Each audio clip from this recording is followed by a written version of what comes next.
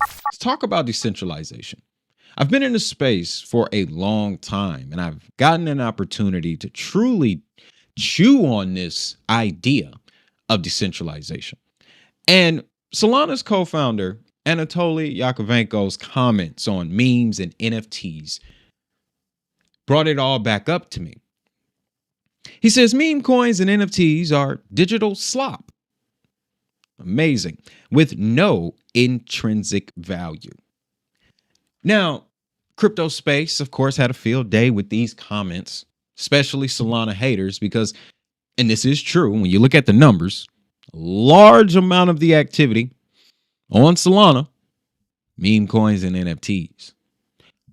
At the same time, though, that same argument can be made today, even for Ethereum's early rise. A lot of meme coins, a lot of NFTs.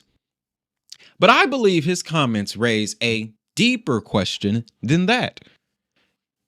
The subject of, is decentralization a gift or a curse, ladies and gentlemen? Because I've mentioned it before. Anyone who can build will build. And that includes good actors and bad actors. Sam Bankman-Fried was allowed to matriculate throughout this space for years.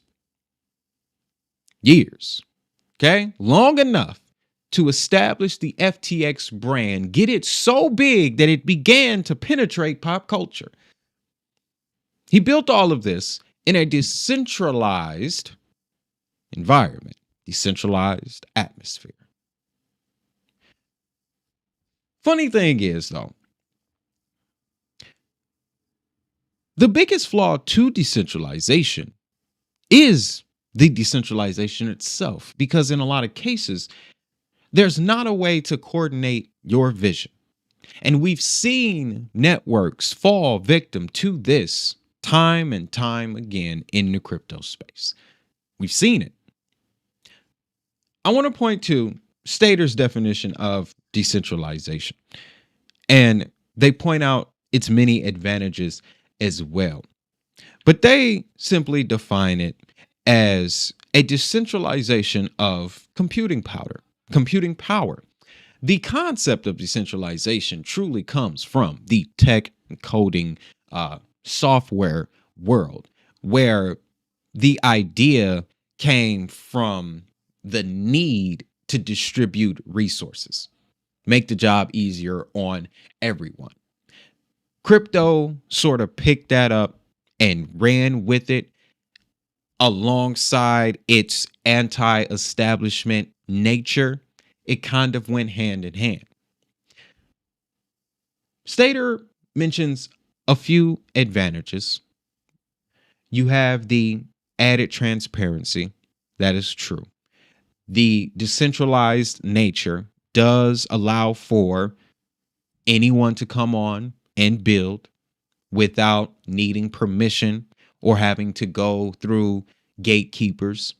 Again, it fed the anti-establishment spirit of the early crypto space.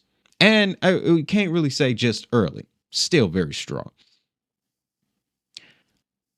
But I want to point out James Howe's article here from 101 Blockchains that points out the disadvantages. They include legal, regulatory ramifications, the ability to scale.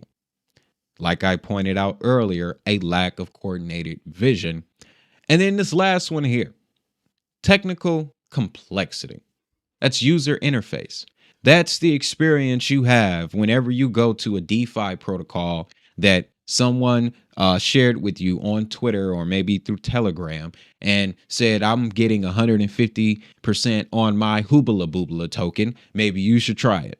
Then you go and try it. You have to sync one wallet, buy this token, then get this NFT, turn that NFT into a triangle, put that on another wallet, sell the triangle to get another token to interact with the protocol. That was definitely an exaggeration, but on the outside looking in, that's exactly what it seems like. All of those things stem from this decentralized nature that we have here in the crypto space. And ultimately, it opens the door for the meme coins and NFTs that Yakovenko believes are digital slop. So, which brings me to my point here, my position on this. Like I said, decentralization, its biggest flaw is lack of coordination. Decentralization's biggest flaw is lack of coordination. And I say that because in all my time here on this planet, and as of July 8th, 33 years, I've never seen a company thrive without centralizing its core processes at some point. It's inevitable. Knowing that, I believe we are going to enter, and we'll see it in this next bear cycle. We will.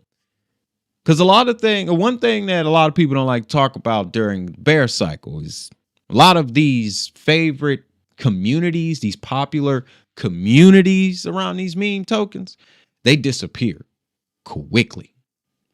You know, random blog posts saying, yeah, sorry for, and due to, seen it numerous times over, guys. Get ready for the culling. I think Anatoly's comments highlight something that a lot of people don't truly want to get over in the crypto space. This market will centralize. It already is when you truly get deep into it, because the majority of the liquidity in crypto is only going to the top 25 coins on the market cap rankings. Only the top 25. Those are the only ones you hear about all over the publications. Those are the ones that are lucky enough to pop up into the mainstream news cycle. And I'm talking about your Uniswaps, your Ondos, Tether. That's a stable coin. That's kind of a given. Trying to think a little bit further down the list. Certain DeFi protocols I've seen. What's that? That Lido Finance, right? The market is already centralizing.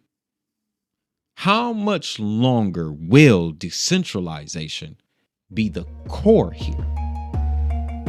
That's kind of what I'm getting at. His comments to me really opened the door for something. And it really should make us think, guys.